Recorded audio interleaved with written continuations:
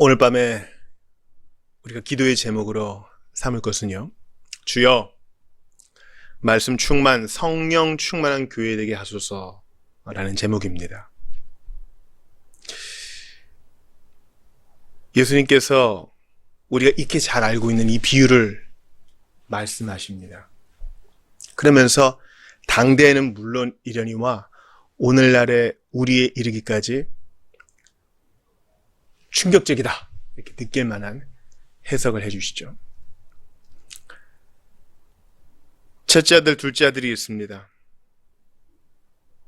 내 아버지가 불러다가 포도원에 가서 일하거라 합니다.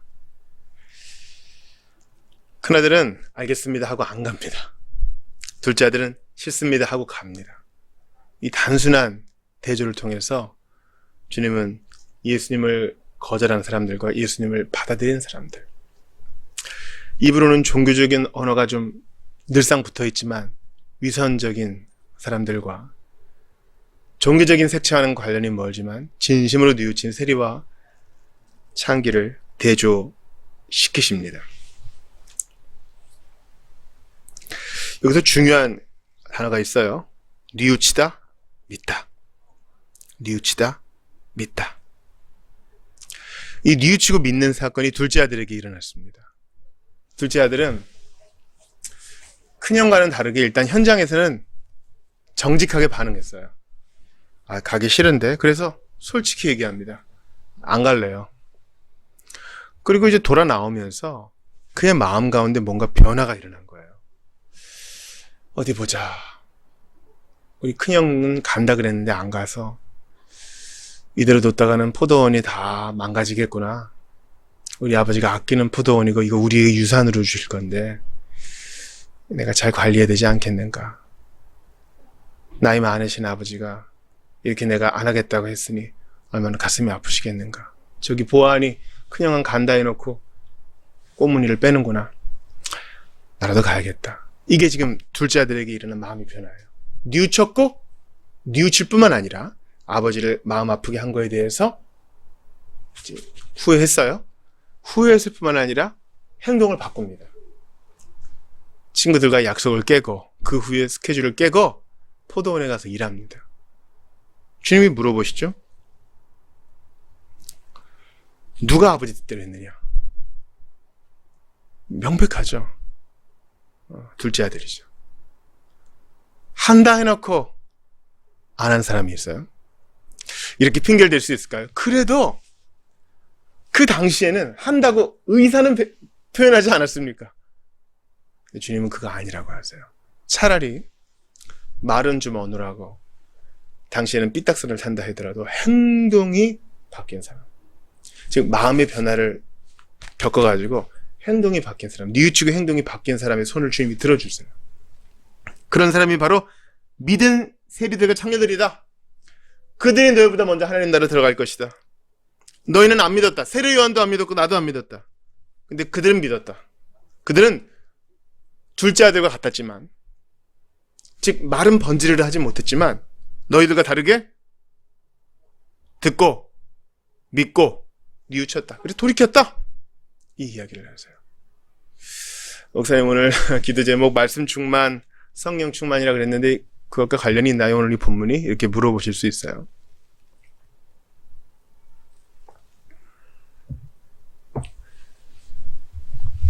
여러분, 아버지가 아들들을 불렀다가 말씀을 하잖아요. 분명한 지침을 줘요. 이것을 하나님의 말씀에 한번 빗대 보자고요. 우리가 보통 이제 성경을 매우 중시하니까 이런 얘기들을 종종 하잖아요. 성경이 사람을 변화시킨다. 아멘. 믿어요. 하나님의 말씀으로만 된다. 믿어요. 로마서 10장 보세요. 전파하는 이가 없이 그들이 어찌 들으리요? 이렇게 얘기합니다. 아주 유명한 구절이죠. 우리가 말씀을 전파해야 그들이 믿는다. 그런데 그 뒤에 나오는 접속사 아세요? 그러나 그들이 하나님의 선지자를 보내고 선지자를 통해서 하루 종일 주님이 손을 피셨는데 그들이 주님을 무시했다, 냉대했다, 거부했다 이렇게 말해요. 여기서 이런 결론에 다다를 수 있어요. 하나님 말씀으로 안 되는 게 있구나. 이거 받아들이셔야 돼요. 말씀은 능력이라 그러는데 아니네. 이런 결론이 나와요. 보세요. 여기서 아버지가 아들에게 얘기했죠. 뭐 다 큰 성인인 것 같고 아버지 말 알아들을 나이인데요. 포도원에 가서 일하는 것은 명백한 자네들의 의무죠. 근데 말씀으로 안 돼요. 말로 안 돼요. 말로 안 돼. 한다 해놓고 안 해. 이걸 교회에 적용하면은 거짓 신앙 고백자들인 거예요. 하나님 말씀 확 전파했어. 믿습니다 해놓고 등 돌리면 안 믿어. 그래서 우리가 어떤 결론에 다다르냐 하면 말씀 자체만으로 안 되는구나. 여러분 좀 충격적이시죠? 말씀만으로 안 되는구나.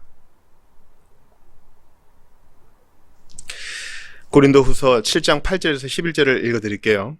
그러므로 내가 편지로 너희를 근심하게 한 것을 후회하였으나 지금은 후회하지 아니함은 그 편지가 너희로 잠시만 근심하게 한 줄을 알미라.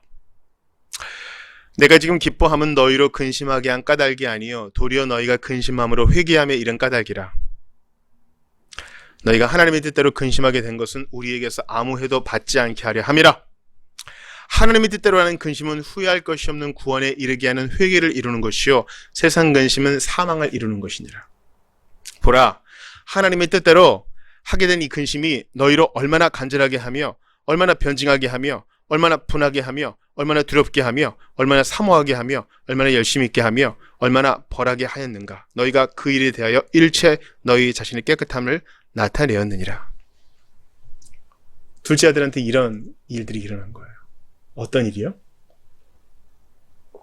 근심이 일어난 거예요. 회개로 이끄는 근심. 그것을 지금 바울이 기뻐한다 그래요. 고린도 교우들을 근심케 한 것은 세상 근심이 아니다. 하나님의 뜻대로 하는 근심이다. 그래서 후회할 것 없는 회개로 이끈다 이렇게 얘기해요. 둘째 아들의 마음에 이런 일들이 일어났어요. 말씀만으로 안 되고요.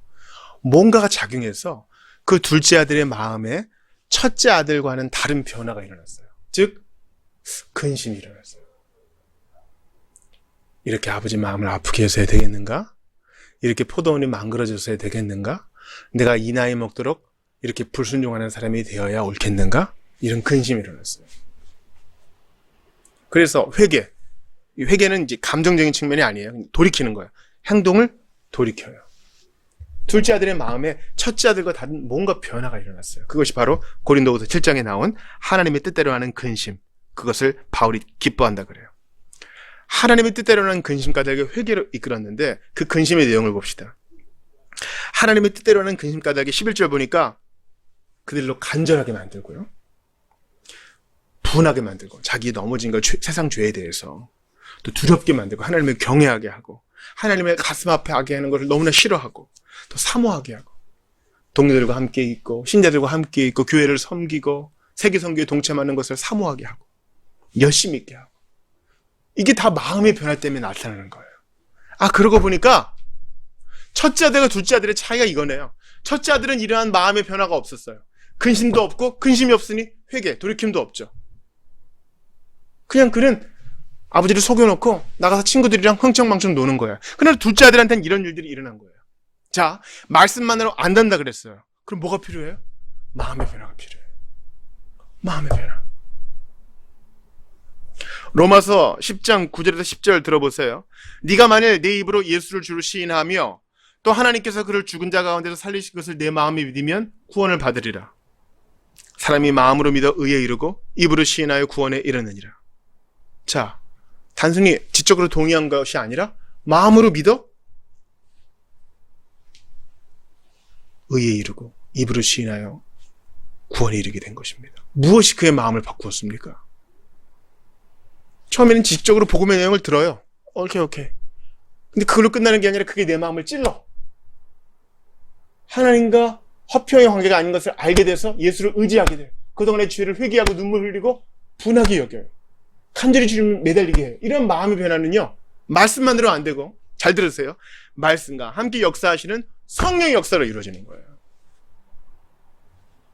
그래서 개혁자들은 페르베르본, 말씀을 통해서 하나님의 일들이 이루어지는데 그것만으로 안 되고 꾼베르보, 말씀과 함께 역사하시는 성령의 역사가 필수적이다 이렇게 얘기했어요.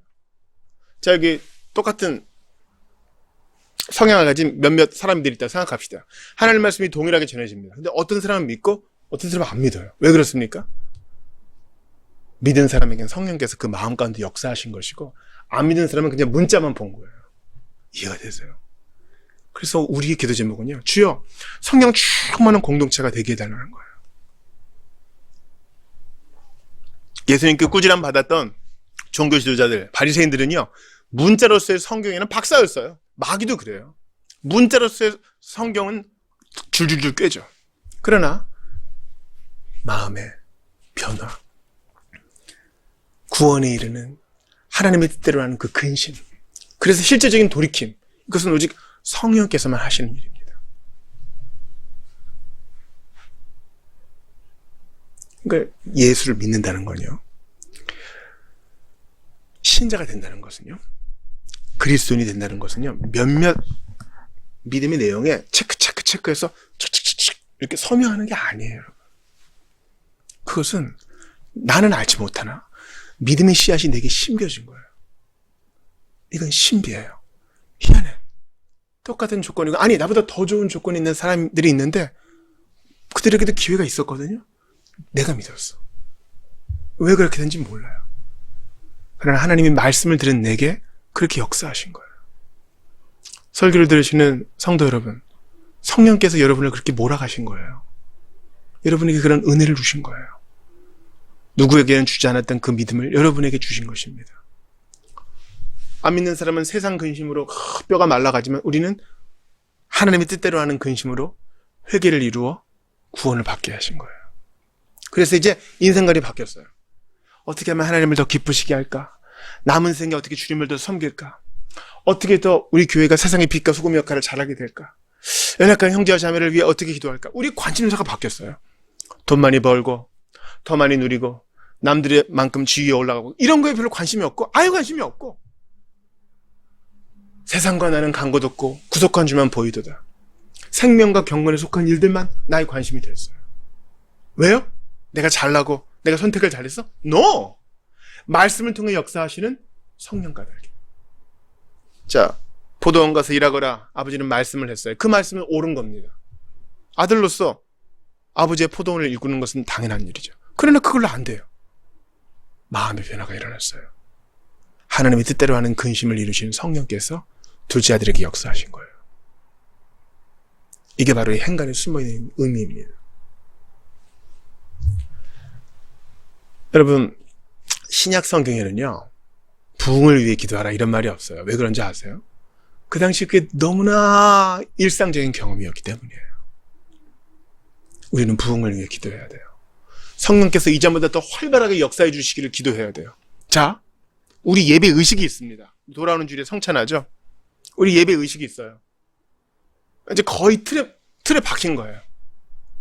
기독교는 이 틀에 맞게 예배를 드리고 습관적으로 교회당에 왔다가 집에 돌아가는 이런 루틴이 아니에요. 예수 믿는 신앙은 생명이에요. 성령이 이제 바람이거든요. 루아흐. 생기를 불어넣으셨다 할 때.